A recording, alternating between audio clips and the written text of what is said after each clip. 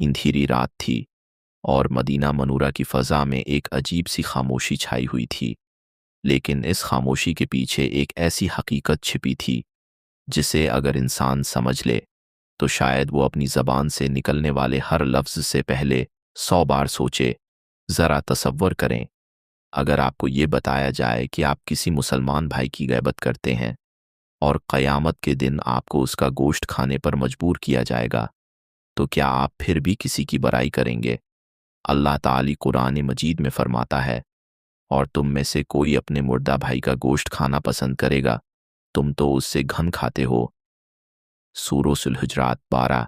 ये कोई मिसाल नहीं बल्कि एक हकीकत की तरफ इशारा है।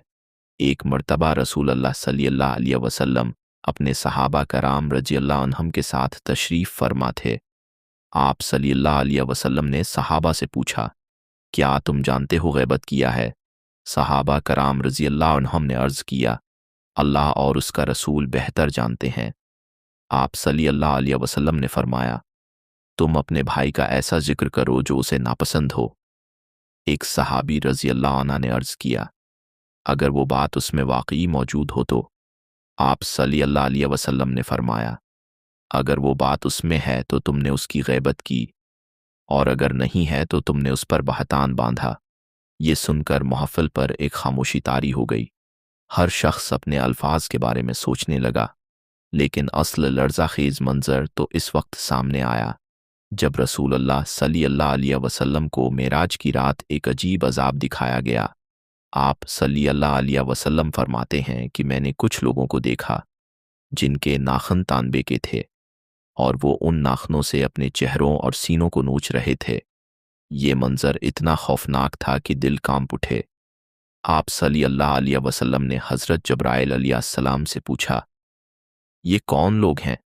उन्होंने जवाब दिया, ये वो लोग हैं जो दुनिया में लोगों की गैबत करते थे और उनकी इज्जतों को नुकसान पहुंचाते थे। ज़रा गौर करें, सिर्फ ज़बान के चंद अल्फाज इंसान को किस इंजाम तक पहुंचा देते हैं।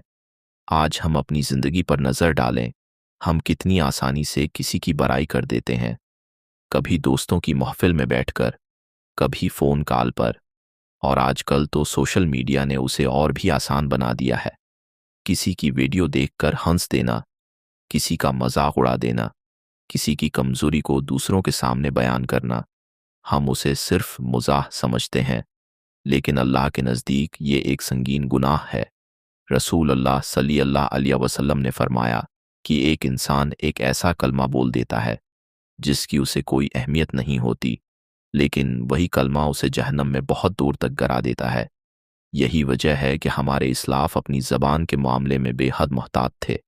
एक बुजुर्ग के बारे में आता है कि वो कई कई दिन खामोश रहते थे। किसी ने पूछा, आप इतना कम क्यों बोलते हैं? उन्होंने जवाब दिया, मैं इस बात से डरता हूं कि कहीं मेरा एक लफ्ज़ मुझे अल्लाह के नज़दीक मुजरिम ना बना दे। यही असल शऊर है। अब ज़रा एक लम्हे के लिए रख कर सोचें, अगर क़ियामत के दिन आपकी सारी नमाजें, रोज़े, नेकियां किसी ऐसे शख्स को दे दी जाएं जिसकी आपने गैबत की थी, तो क्या बचेगा आपके पास? रसूल अल्लाह सल्लल्लाहु अलैहि वसल्लम ने फरमाया, मुफलिस वो नहीं जिसके पास दुनिया का माल ना हो, बल्कि मुफलिस वो है जो क़यामत के दिन नेकियां लेकर आए, लेकिन उसने किसी को गाली दी हो, किसी पर बहतान लगाया हो, किसी का हक मारा हो, तो उसकी नेकियां उन लोगों में बांट दी जाएंगी, और अगर नेकियां ख़त्म हो गईं तो उनके गुनाह उस पर डाल दिए जाएंगे। ये सोचकर ही दिल लर्ज़ जाता है।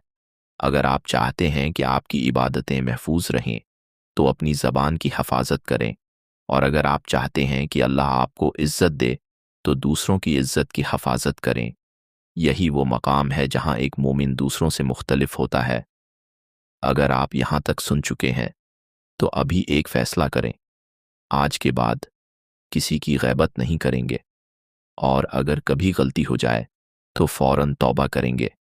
इस वीडियो को लाइक करें, कमेंट में लिखें, मैं अपनी ज़बान की हिफाजत करूँगा, और उसे अपने दोस्तों के साथ ज़रूर शेयर करें ताकि वो भी उस गुनाह से बच सकें, क्योंकि हो सकता है आपकी एक शेयर किसी की ज़िंदगी बदल दे। अल्लाह ताली हमें सच समझने, इस पर अमल करने اور اپنی زبان کو محفوظ رکھنے کی توفیق عطا فرمائے۔ آمین۔